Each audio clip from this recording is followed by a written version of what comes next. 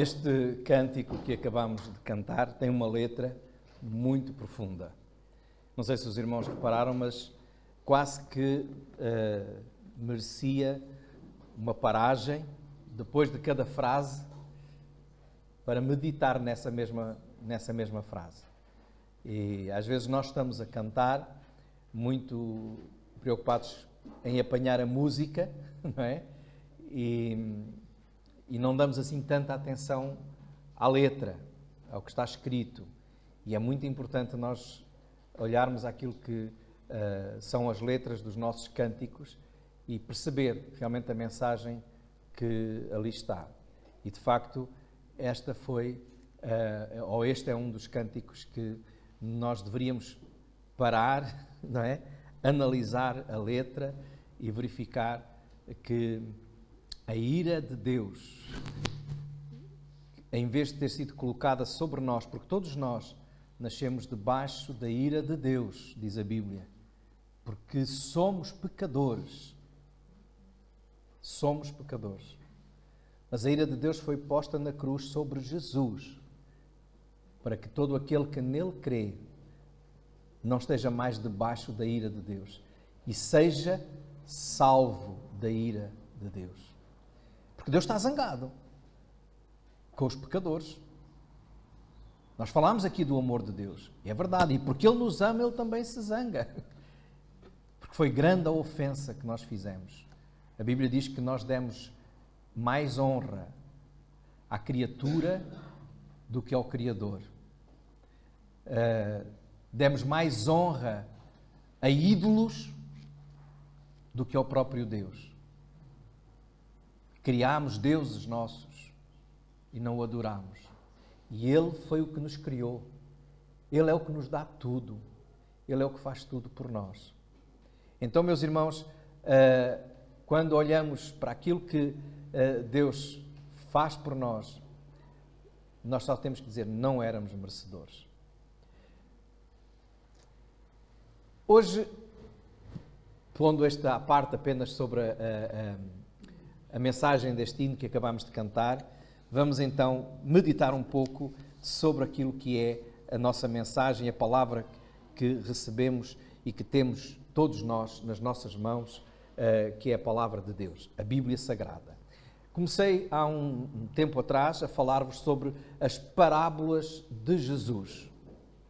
E as últimas mensagens que vos trouxe foram baseadas na parábola do semeador, para aqueles que se lembram. A palavra de Deus é a semente que é semeada e depois há vários tipos de terreno. E ela cai em terrenos diferentes, conforme Jesus ensinou. Uns mais receptivos, outros não. Muitos rejeitam essa semente. O terreno é o nosso coração, que está ou não aberto à palavra de Deus.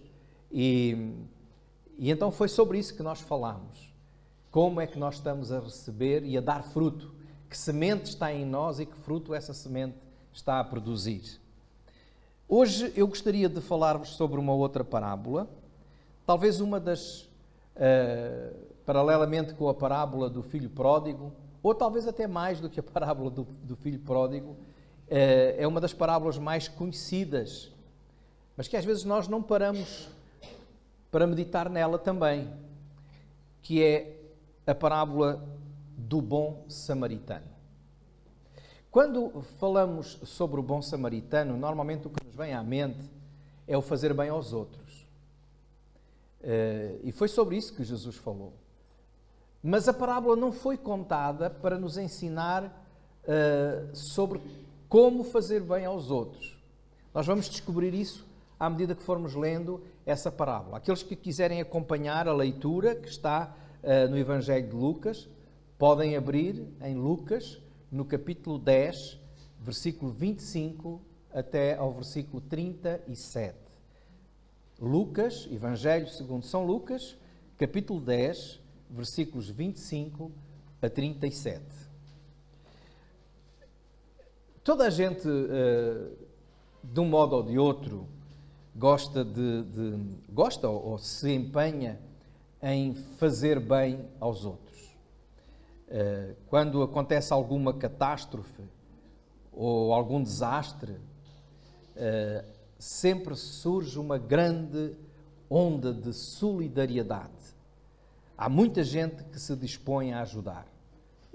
Recentemente temos assistido a muitas campanhas no nosso país e até no mundo sobre essa ajuda. E o povo português é normalmente um povo muito dado a ajudar.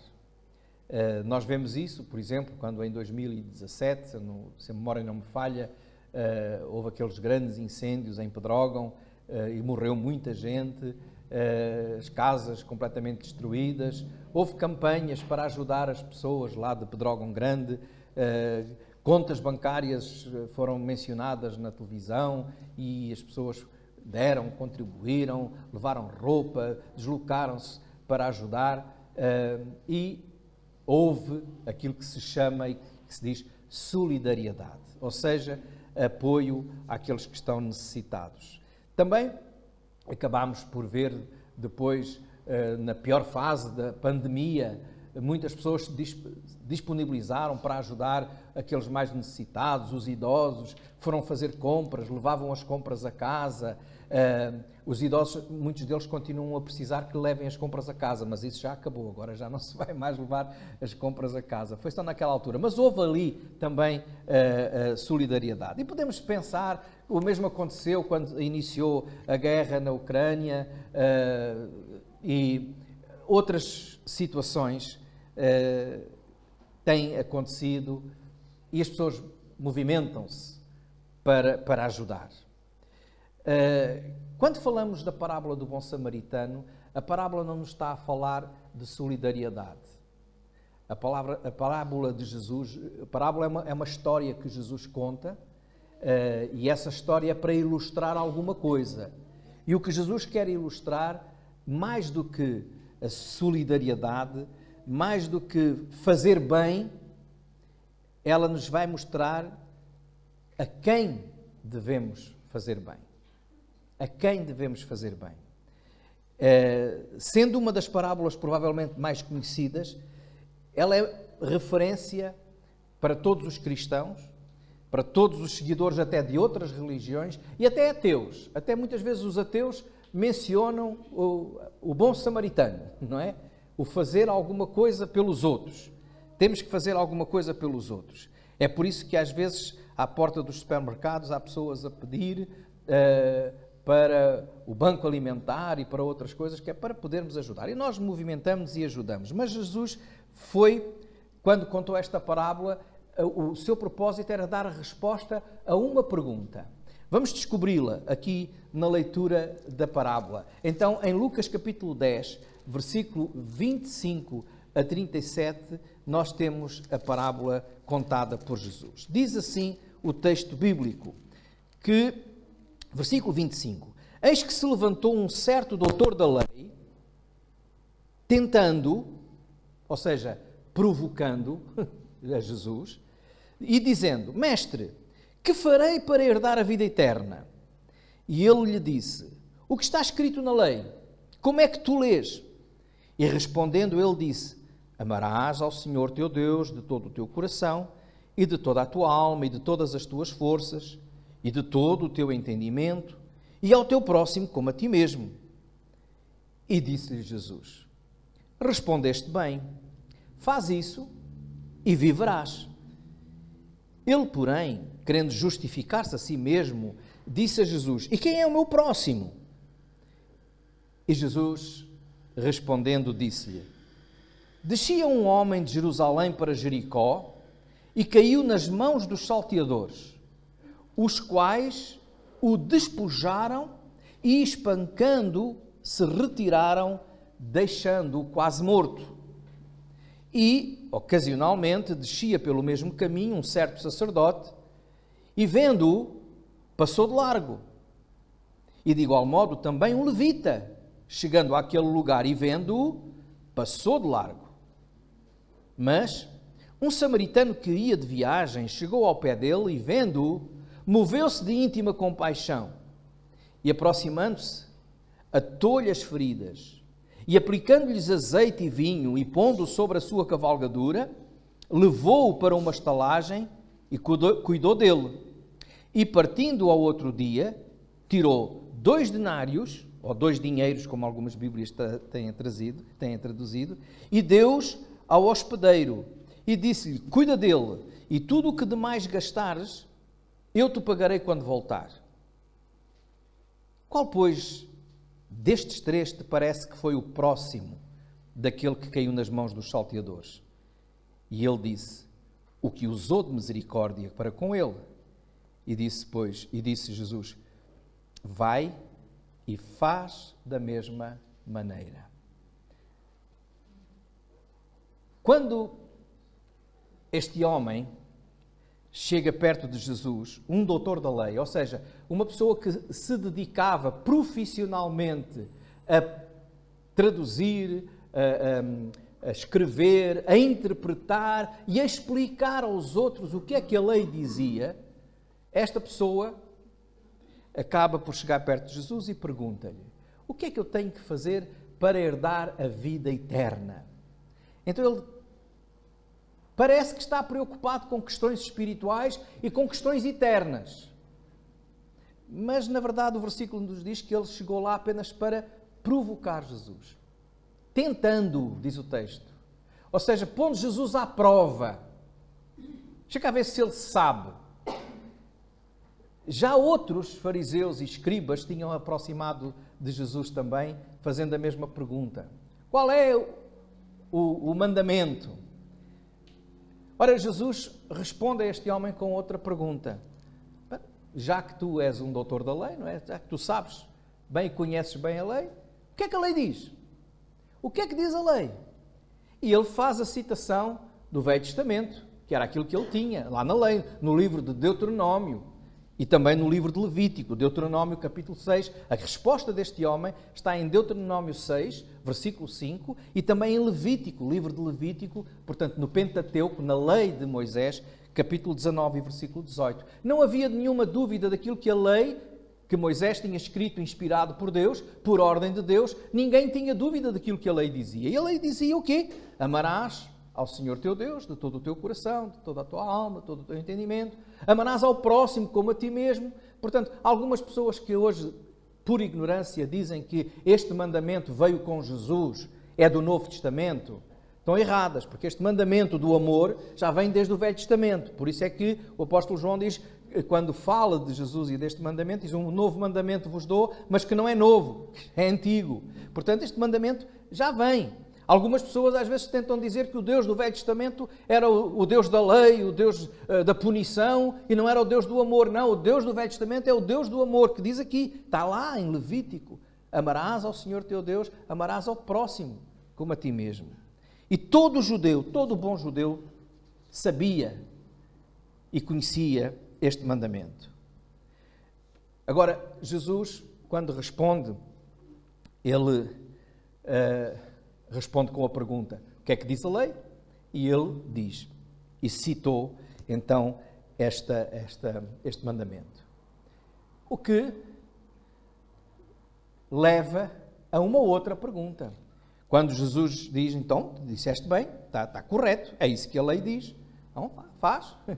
E o curioso é que o homem responde a Jesus, ou diz aqui o texto que querendo, versículo 29, querendo justificar-se a si mesmo, pergunta, mas quem é o meu próximo? Quem é o meu próximo? É interessante que ele conhecia a lei, mas por qualquer motivo, depois de ter citado os versículos, ele sente necessidade, quando Jesus diz, faz e viverás, ele sente a necessidade de se justificar.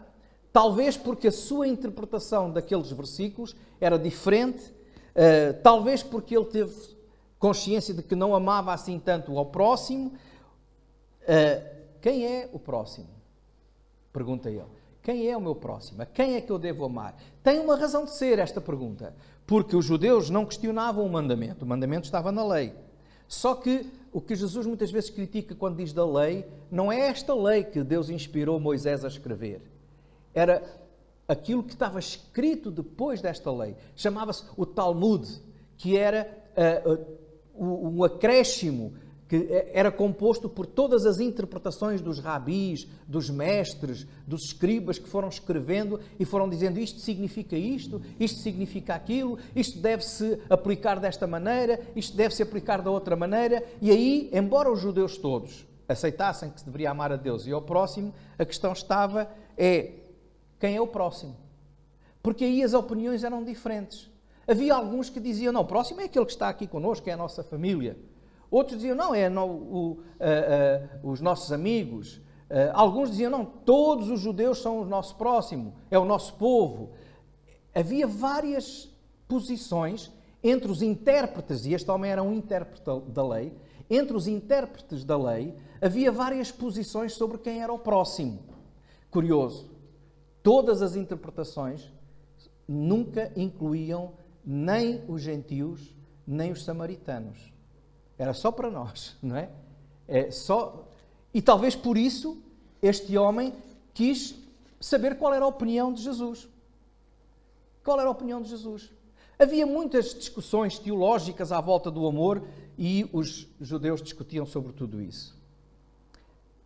Havia muitas leis, de tal modo que Jesus chegou mesmo a criticar os fariseus e os doutores da lei, em Lucas, no capítulo 11, versículo 6, que os irmãos poderão ler depois, tomar nota, Lucas 11, 46, onde Jesus disse, ai de vós, doutores da lei, que carregais os homens com cargas difíceis de transportar, e vós mesmos nem ainda com um dos vossos dedos tocais essas cargas. Ou seja, a tal interpretação da lei que impunha muitas regras, eles faziam, escreviam, ensinavam, mas depois não praticavam. Talvez por isso também o homem, tentando justificar-se de não praticar aquilo que estava escrito por eles mesmos, fez essa pergunta a Jesus. Por isso a pergunta fazia sentido. A responsabilidade de amar é a quem? Perante quem? Família, vizinhos, judeus? Quem? Então Jesus conta esta parábola e vai explicar quem é o próximo. O objetivo da parábola é responder à pergunta deste homem.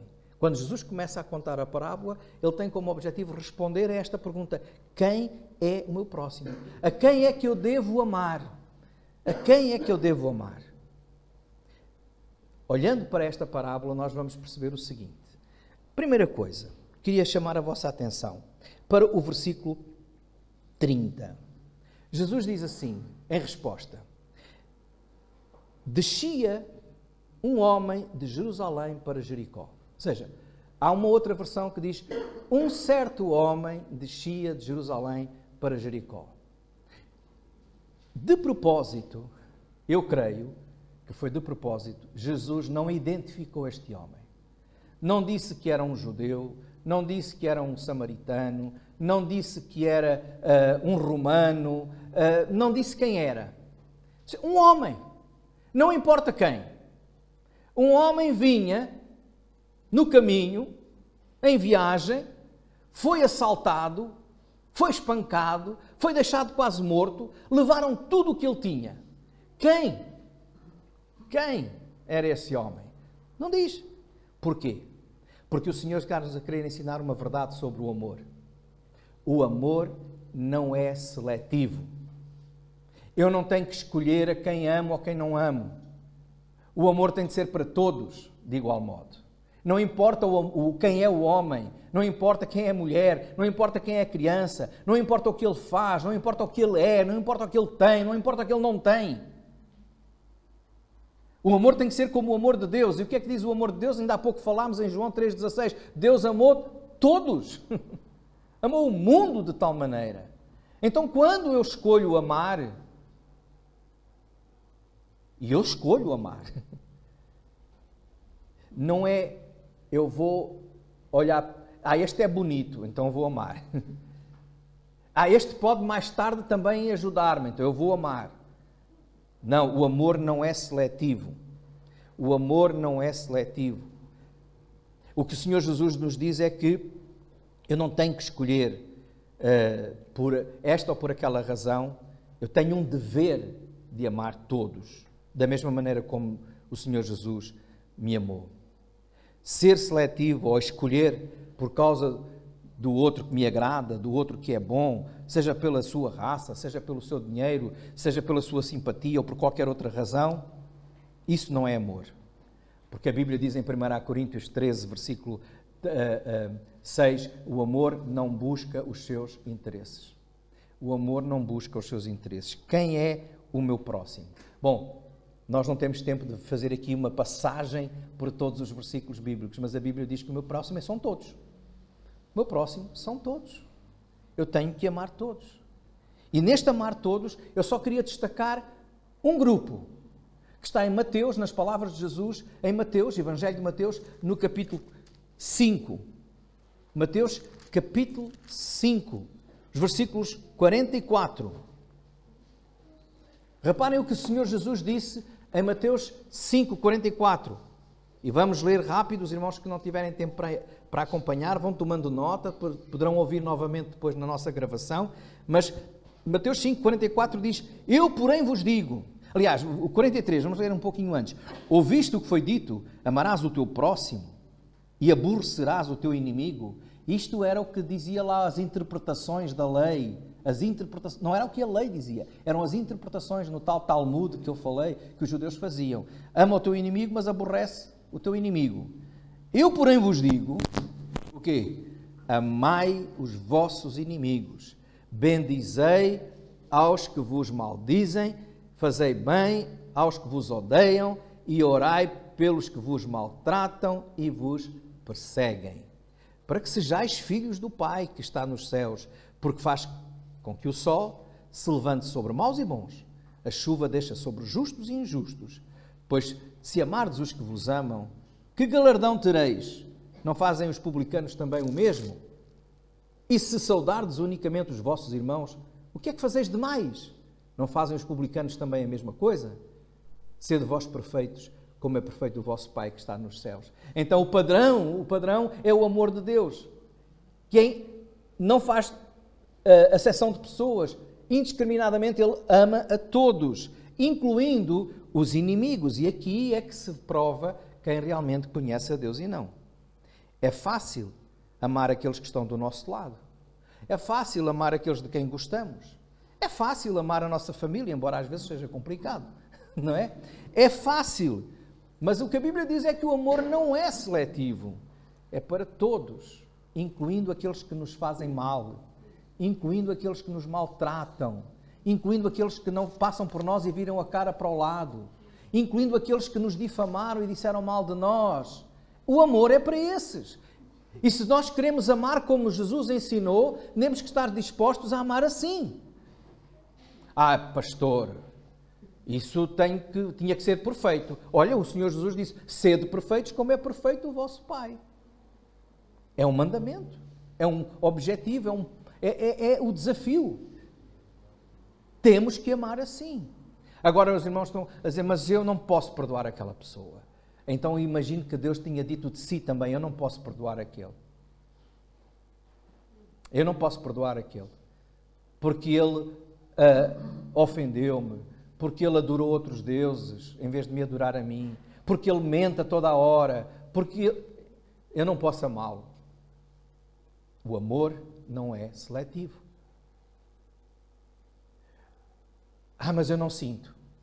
Aí vem a segunda coisa que o Senhor nos ensina aqui na sua parábola. O amor não é um sentimento. Muitos judeus diziam isso.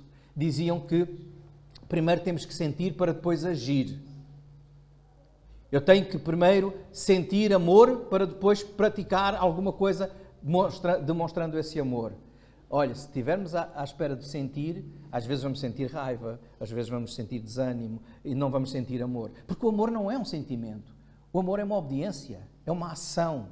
O versículo 33 e 34 lá da parábola que Jesus contou em Lucas 10, 33 e 34, diz que o samaritano não ficou a pensar, não ficou, será que eu devo ou não devo amar esta pessoa? Será que é uma boa pessoa? Será quem é? Não, diz que ele agiu.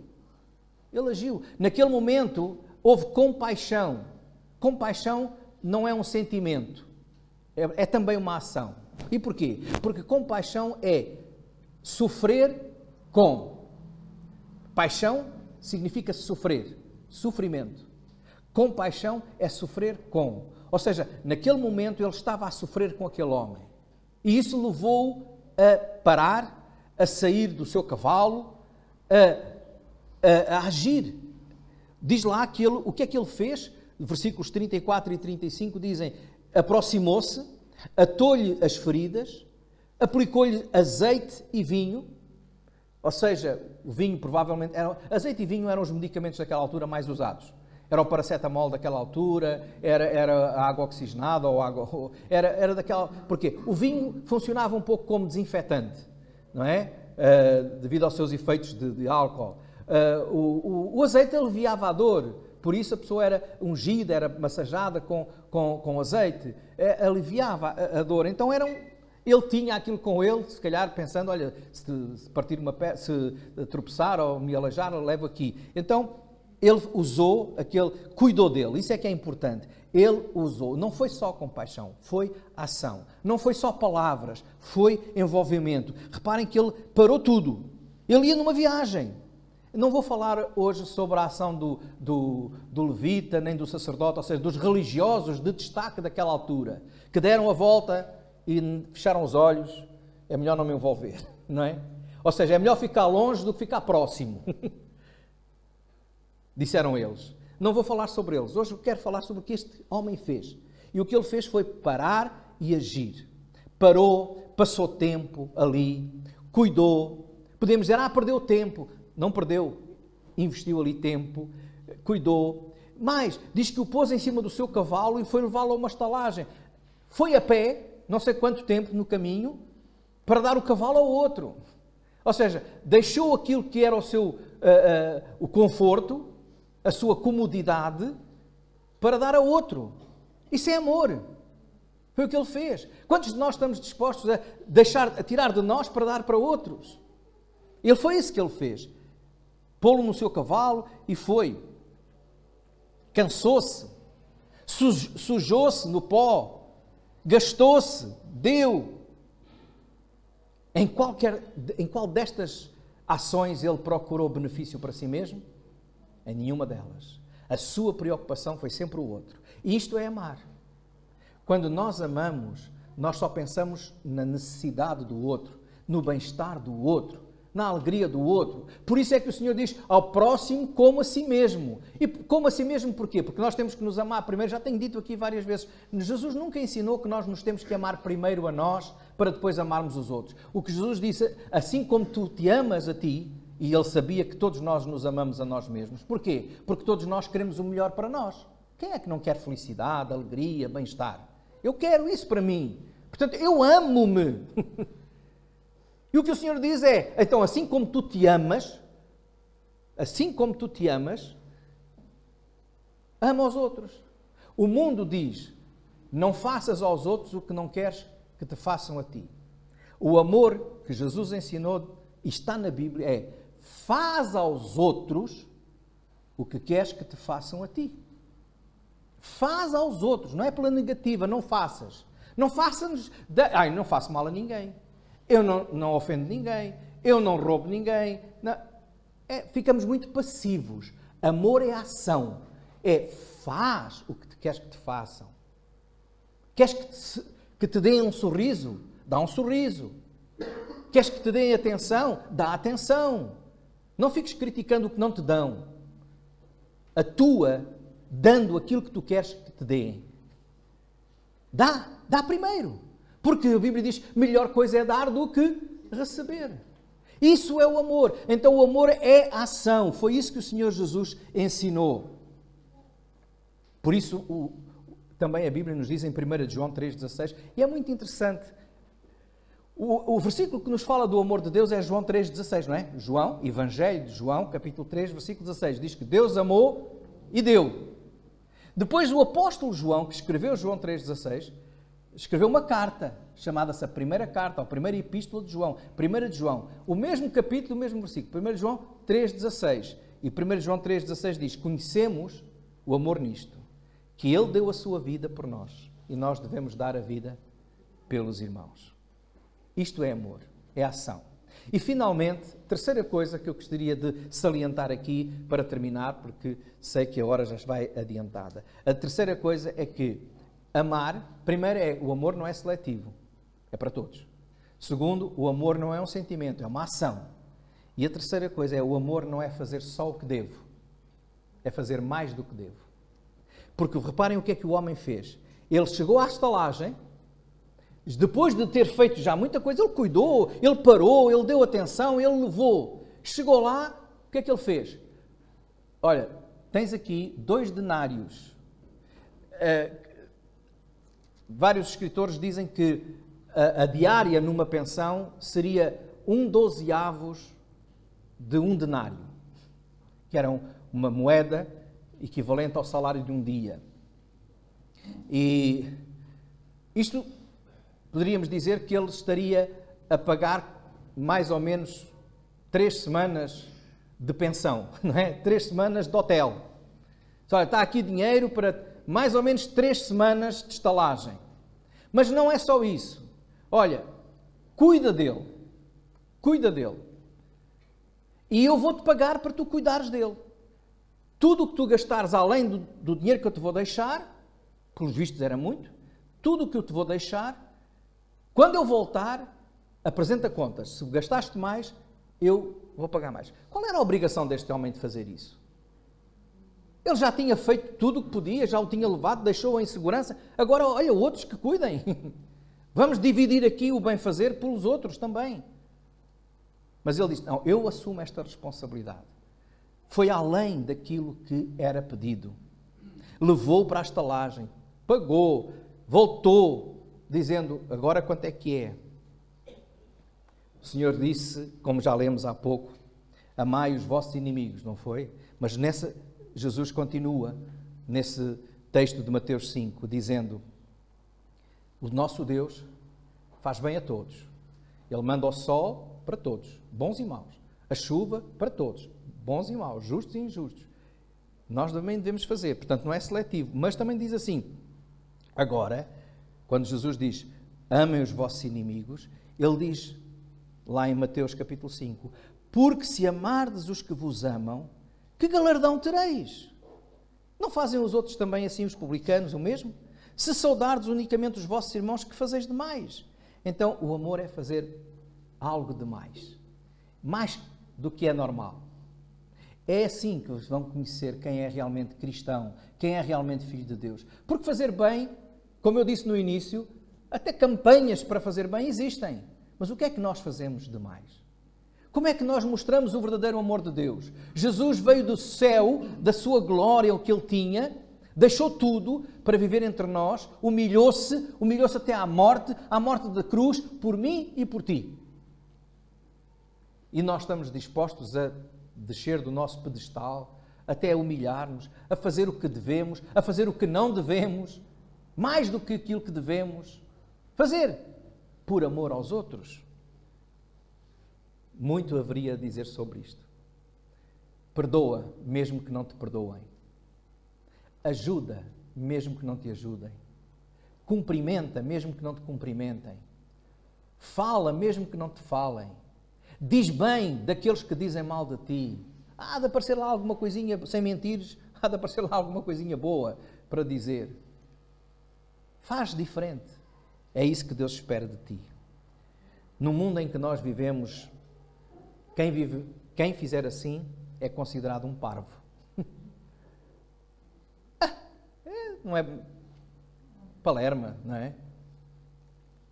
Isto é no mundo em que nós vivemos. Para Deus és um herói. Para Deus és aquele que realmente espelha a imagem de Jesus. O mundo faz diferença entre as pessoas.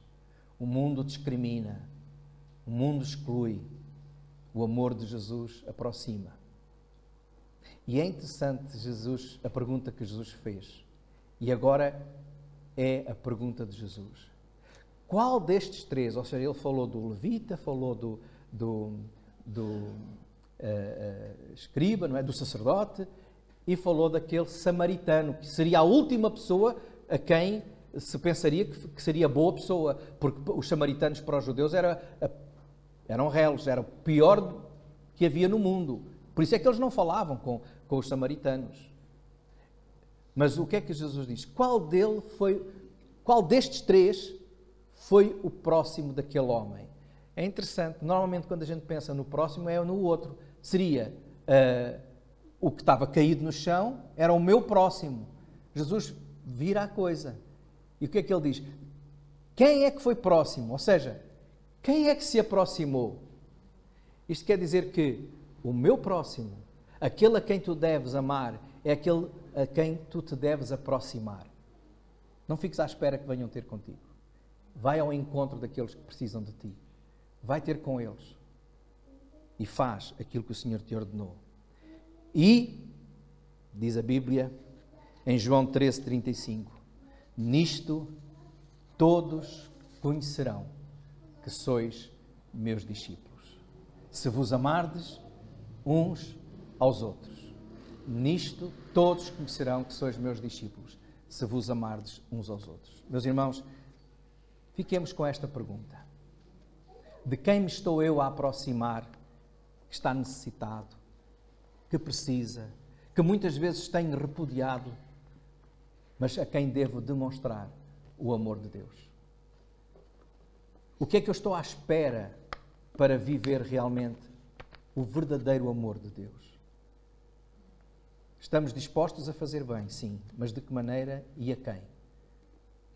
Não escolhas, faz a todos e faz mais do que aquilo que te é pedido, pois assim todos conhecerão que és verdadeiramente discípulo de Jesus. Amém.